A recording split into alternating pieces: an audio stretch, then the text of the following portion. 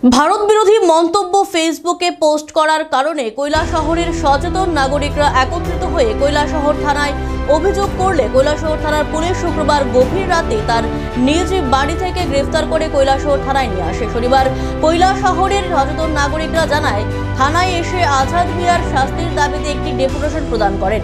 কৈলাসহর থানার ওসি সুকান্ত সেন চৌধুরী তাদের আশ্বাস দেন যে আজাদ মিয়ার বিরুদ্ধে আইনত ব্যবস্থা নেওয়া হবে। ওসি জানান, আজাদ মিয়ার নিজের ভুল বুঝতে পেরেছে এবং লিখিত আকারে ক্ষমা প্রাপ্তি হয়েছে।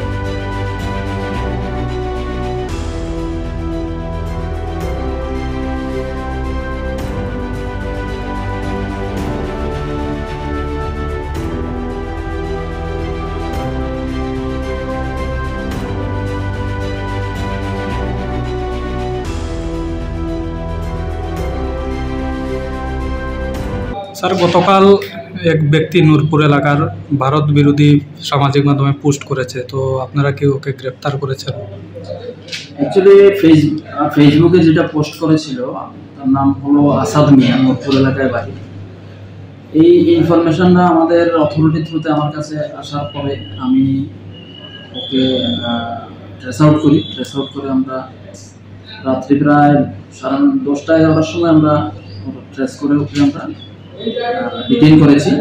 ডিটেইন করে ওর ফেসবুক অ্যাকাউন্ট থেকে ওটা সে ডিলিট করে নিয়েছে এবং ওর ভুলটা সে বুঝতে পেরেছে যে অ্যাকচুয়ালি মনে হয় সে এটা ভুল করেছে। কারণ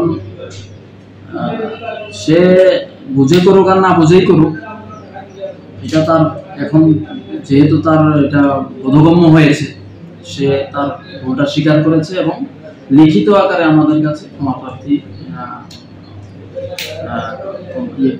ক্ষমা চেয়েছে। এখন অথরিটির নির্দেশ মতে আমরা পরবর্তী কারণে ওর বিরুদ্ধে কি কোনো মামলা টামলা আমাদের কাছে যতটুকু খবর আছে যে পশ্চিম থানাতে, আগরতলা পশ্চিম থানাতে একটা কমপ্লেন জমা পড়েছে। এখন আমরা খোঁজ নিচ্ছি এটা কতটুকু সত্য বা আমাদের তরফে কি অ্যাকশন নেওয়া হচ্ছে, কি আসলে কার তরফ থেকে কমপ্লেন বা এমন কিছু?